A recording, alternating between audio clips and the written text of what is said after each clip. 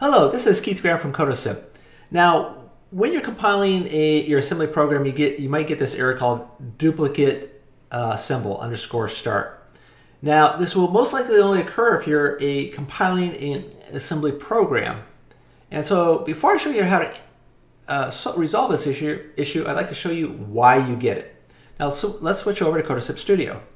We're in Codasip Studio now, and you can see that I've tried to compile my assembly program here. And I'm getting this error, and there's actually two errors. And the very first error right here says duplicate symbol _ start. Now, I always like to look at the first error, because a lot of times the first error might generate the second error. I don't know if this is the case or not, but it's good practice that I follow is I always try to debug the very first error. Now, what does the symbol _ start mean to the system? Now, when you run a program, the linker, when it builds and compiles your program, it has to notify the system where to start running. That is by starting at this location called _ start. Now you can see in our assembly program right here that we actually inserted that in line 11 _ start. We're telling the system when you build, compile, and link it together, this is where I want it to start. Now when you write a C program, you don't write the symbol _ start anywhere. You probably start writing some function main and maybe main.c. But you're not telling the system where to start. Now, the system, when you write in C, you have what's called a stack pointer and some other constructs that need to be configured before you actually start running your program. And when you are using the compile for your C program, it will append a file before your program that will set up all these variables in the system. So when it gets to main.c, you can actually properly run your C program. Now, if you think of it as I'm appending it before your main.c program, therefore it's going to start in this file, not in main.c, but this file that appends to it. Now, let's take a look at that file. It actually is a file defined by your computer, by your processor model.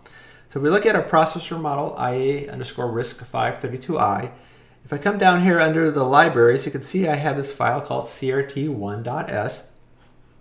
And if I scroll down, you can see that it has a symbol _ start. So when you compile a C program, it will always start in this location, and it will configure variables such as, like right here, it's configuring your stack pointer. And after it finishes configuring some other variables, you can see it will call a main, and that's when it will call your program that you actually started to write. So when you are compiling with C, you need to have the crt1.s file. Now, if you think of it, if I'm trying to compile and the system doesn't know I'm compiling an assembly program, it will append crt1.s in front of my assembly program.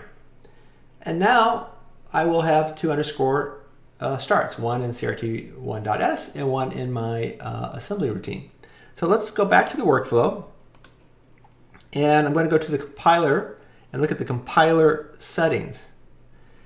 And when you come down to compiler settings, you can see that no startup or default libraries is not checked, which means that it will append crt1.s or 0 in front of my assembly program, and I will have the two _ starts. So I must actively select no startup file for this assembly program, hit save, and I know that the configuration for the compiler has saved successfully when it disappears, when it closes. And now I'm going to go up and compile. And you can see now that I've successfully built my target, 100% done. So good luck with your project.